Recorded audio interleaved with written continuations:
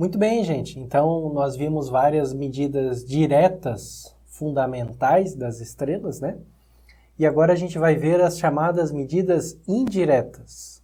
Muito importante, fica bem claro qual a diferença das duas, né? Medidas diretas são aquelas que a gente consegue fazer assumindo quase nenhuma hipótese sobre a natureza do objeto, a natureza das estrelas, no caso.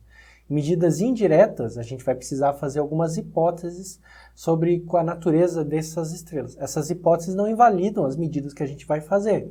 Elas só tornam as nossas medidas dependentes dessas hipóteses. Ou seja, se o que eu assumir, né, não estiver completamente correto, a minha medida, por consequência, precisa ser refeita. O valor que eu vou ter da minha medida precisa ser refeito, tá? Para entender como funcionam essas medidas indiretas, né, a gente precisa, algumas delas, né, a gente precisa entender um pouquinho como é que a luz se propaga pelo espaço, porque uma das medidas indiretas que a gente vai ter, diz respeito justamente à magnitude das estrelas, que eu tinha falado já para vocês antes. Como é que a luz se distribui pelo espaço? Bom, quando eu tenho um objeto luminoso, esse objeto, ele emite luz em todas as direções, tá? Ele vai emitir luz em todas as direções, significa que a luz vai se propagando como numa esfera, né? Aqui a gente está mostrando para vocês um corte esférico de como essa propagação ela vai acontecer. Então a gente tem a estrela aqui no meio, que é a fonte de luz, e a luz vai saindo, né, em casca, vai saindo e se propagando pelo espaço. Aqui a gente marcou 3 momentos, ou 3 cascas esféricas aqui, né? A distâncias iguais umas das outras, 1, 2 e 3, as 3 cascas aqui, tá? Então veja que a luz quando sai dessa estrela, ela percorre uma certa distância, e a gente pode dizer que ela quando chega aqui, formou, né? Se a gente pegar, né, vários feixes aqui, eles formam um quadradinho. Essa mesma intensidade de luz que está nesse quadrado aqui, está aparecendo aqui nesse quadrado para a gente, ela vai continuar se propagando, essa luz, é uma frente de onda, né? Ela vai continuar se propagando, vindo, né? E quando chegar nessa outra casca esférica, que está a uma distância 2 vezes maior do que essa daqui, essa energia que estava aqui nessa região, vai estar depositada numa região maior, ela vai estar depositada numa região 4 vezes maior. Cabe 4 quadradinhos desses nessa região. Isso significa o quê? Se a energia aqui é a mesma que a energia aqui, nesse outro ponto, mas esse segundo ponto tem 4 vezes mais área, significa que a energia em cada quadradinho desse é só 1/4 do que tinha antes, né? Porque essa energia precisou se dividir em 4 partes. Então, cada quadradinho ficou com 1/4 da energia. Veja, a distância aumentou por um fator 2. A quantidade de energia caiu por um fator 4. É 2 ao quadrado. Então, a energia cai com o quadrado da distância. De fato, se a gente segue esse raciocínio e vai para a casca que estava numa distância 3 vezes maior que a primeira casca, cabem 9 quadradinhos ali. Então, a energia desse primeiro quadrado caiu por um fator 9 aqui, que é 3 ao cubo.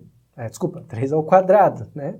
Então, ela cai por um fator quadrado, tá?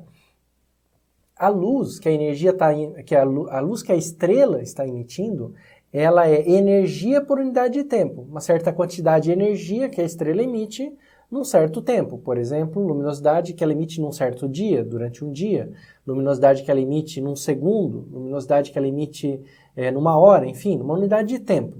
Agora, quando eu estou comparando esses brilhos aqui, eu estou medindo o fluxo, que é essa luminosidade, a energia que está passando por tempo, mas dividida pela área da região onde ela está passando. Então, esse quadrado aqui, ele tem, né, um fluxo 4 vezes maior do que esse quadradinho aqui, porque o fluxo desse quadrado foi dividido em 4. Então, cada quadrado ficou com um fluxo 4 vezes menor.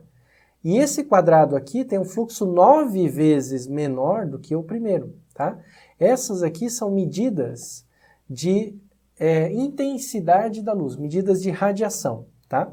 Elas ajudam a gente a entender uma questão muito importante também, uma medida indireta muito importante na astrofísica, que é a magnitude absoluta da estrela. Eu falei um pouquinho dela na primeira parte desse tema, né? Quando eu estava falando da magnitude aparente. Lembra? A magnitude aparente é o brilho que eu meço de uma estrela. Só que esse brilho, ele vai variar com a distância que a estrela está até mim. Você pode imaginar isso numa experiência bastante simples, cotidiana, né? Você pega uma lâmpada e você coloca ela perto de você. Ela vai emitir, vai brilhar, você vai ver bem brilhante.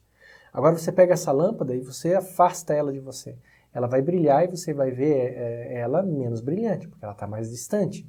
E se ela ficar mais distante ainda, ela vai parecer mais fraca ainda para você. Então, o brilho que você vê da lâmpada depende da distância que ela está.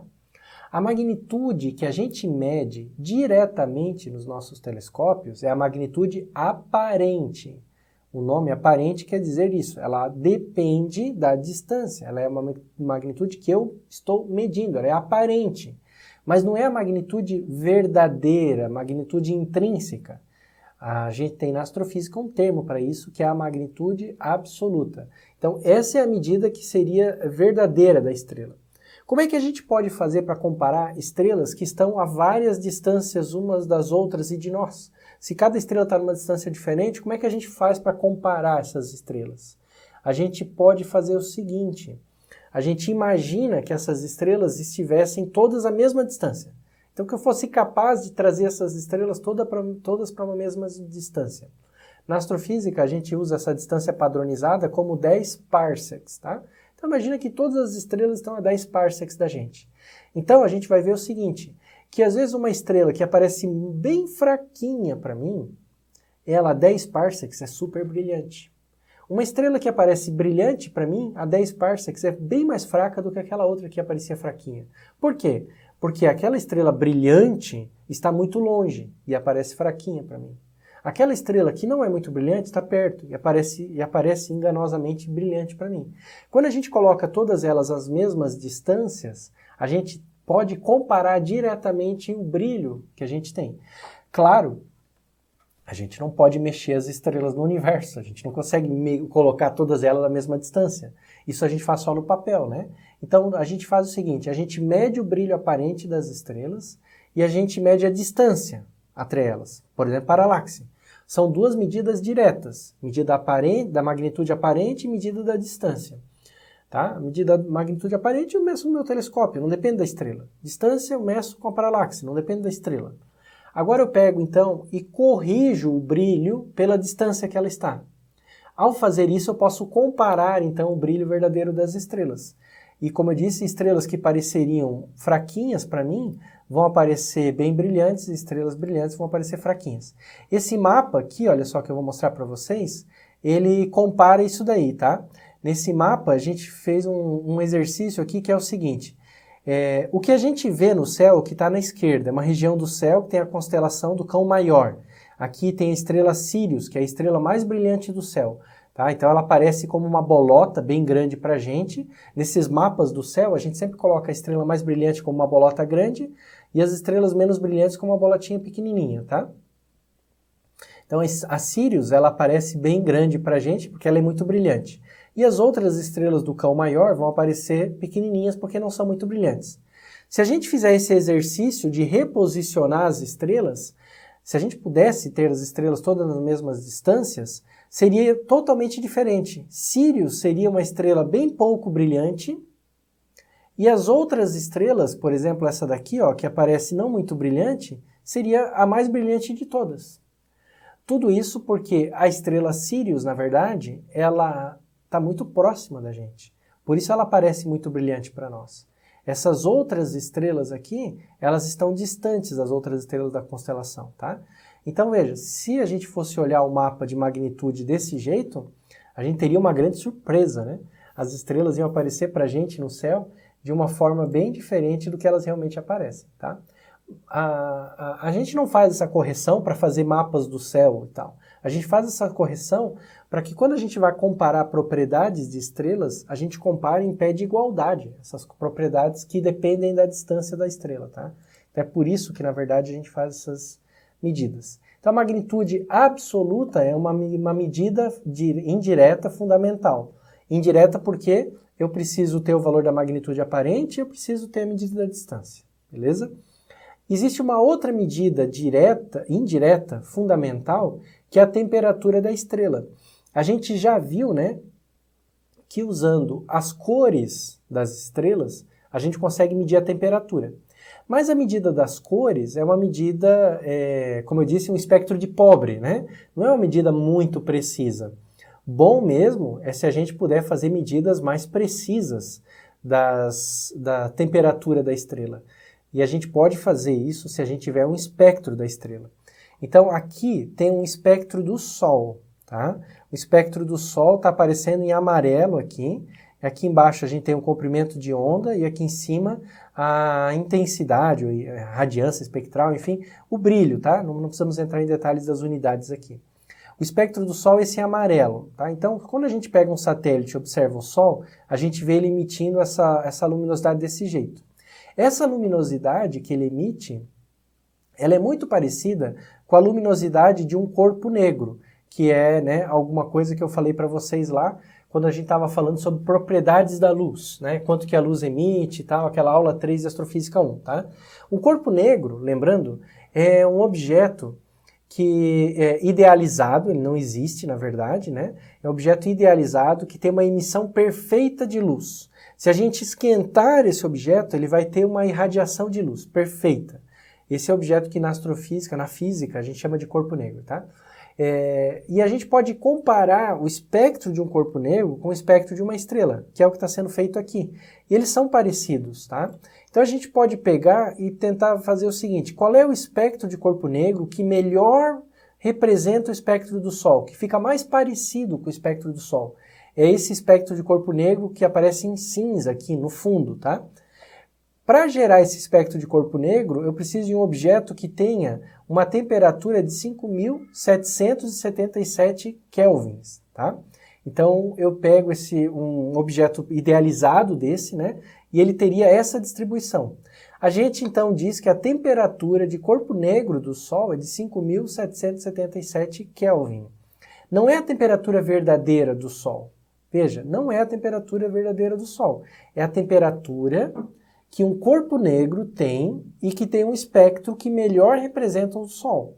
A temperatura do Sol pode ser e vai ser diferente disso, porque o Sol não é um objeto perfeito. A emissão de luz do Sol não acontece exatamente da maneira como acontece a emissão de luz de um corpo negro. Mas é muito parecida, é bem parecida.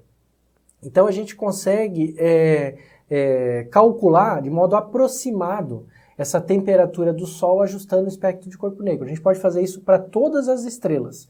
E essa é uma temperatura, como é parecida e é fácil de obter, porque a gente consegue facilmente fazer esse ajuste, tá? É uma temperatura muito usada quando a gente se refere à temperatura das estrelas. Então, quando você escuta falar, por exemplo, a temperatura do Sol é de 5.800 Kelvin. De onde que sai esse número, 5.800 Kelvin? Sai desse gráfico aqui. Da gente pegar o espectro verdadeiro do Sol, comparar com o espectro de corpo negro e ver que os dois ficam parecidos nessa temperatura aí, tá? Como eu disse, a gente pode fazer isso para outras estrelas. Mas nem sempre funciona bem. Algumas estrelas são bem diferentes do Sol, que tem um espectro parecido com o de corpo negro. Essa daqui, por exemplo, é uma estrela parecida com a estrela Vega. É uma estrela que tem um espectro que tem uma cara diferente de um corpo negro. Um corpo negro... Opa, deixa eu aumentar o tamanho aqui para vocês, ó. Um corpo negro, ele tem esse espectro, né, com essa curva característica aqui, que sobe e depois desce, tá? E a Vega, claramente, não é isso. Tá vendo em cinza aqui? O espectro da Vega é diferente, tá? Se eu tento ajustar um espectro de corpo negro, né, na temperatura aqui dessa estrela, né, ele não fica representando bem a estrela. Daria 9.500 Kelvin esse aqui. Se eu ajusto um espectro de corpo negro só nessa parte aqui, que representa bem uma estrela, daria 15.000 Kelvin. Então, dá uma divergência entre os dois valores. Se eu tento fazer esse ajuste, considerando que a emissão é igualzinha à emissão de um corpo negro, os valores não batem, eles se divergem aqui, tá? Então, a gente precisa de um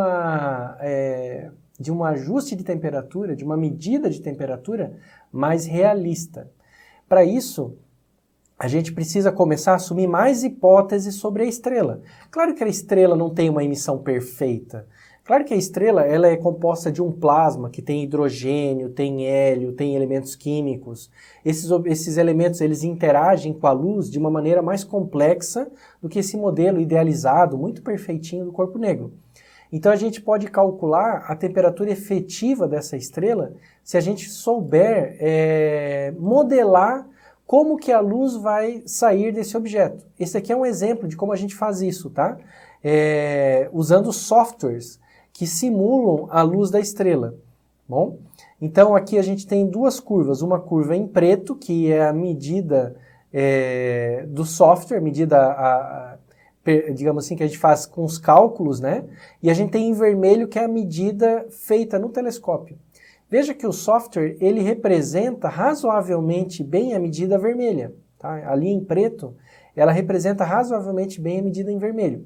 Há divergências, mas elas já não são tão grandes quanto a divergência que a gente tinha aqui, né? Que claramente uma coisa estava bem diferente da outra, né? As divergências são menores. Então, com isso, a gente consegue medir bem a temperatura das estrelas também. Só que agora, essa medida ainda é mais indireta do que essa daqui. Essa aqui é uma medida indireta, onde eu tenho um modelo bem simples para representar a estrela. Poucas hipóteses, modelo de corpo negro. Mas quando esse modelo falha, eu preciso ir para algo mais avançado, como esse, né? Porque está falhando. Nesse momento em que a falha acontece, eu coloco mais hipóteses. Então eu vou começar a dizer quais são os elementos químicos. Eu tenho mais hélio, menos hélio. A temperatura da estrela, nesse modelo aqui, não é uma coisa constante também. Ela varia, né? Então ela tem várias camadas com temperaturas diferentes. As minhas hipóteses, elas vão ficando cada vez mais sofisticadas. Quando as hipóteses ficam mais sofisticadas, os meus resultados são mais dependentes dessas hipóteses. Mudou alguma hipótese, o resultado muda. Não tem problema, isso acontece o tempo todo na ciência. Mas a gente precisa estar consciente, a gente precisa estar atento dessa dependência, tá? Isso é bem importante, senão a gente começa a tratar as coisas, os objetos, como se, os resultados astrofísicos, digamos, como se fossem coisas fundamentais, né? A gente começa a achar que aquilo é porque é assim e acabou. E não. Às vezes a gente pode estar lidando com temperaturas de estrelas, a gente pode estar falando de uma medida, né? Achando que essa medida ela é perfeita. E não é. Ela depende do modelo, depende de como eu fiz a medida, depende de outras hipóteses que estão ali, tá? Então um cientista sempre está atento a essas hipóteses. Não é para descartar as medidas, tá, gente? É bem importante. Não é para você descartar, isso aqui não vale, não vale porque foi feita hipóteses para chegar nesse número. Não é isso. É para estar consciente, tá bom? Eu vou parar essa aula por aqui, para depois a gente falar só sobre classificação espectral de estrelas, tá? Que é o último tema dessas medidas de estrelas.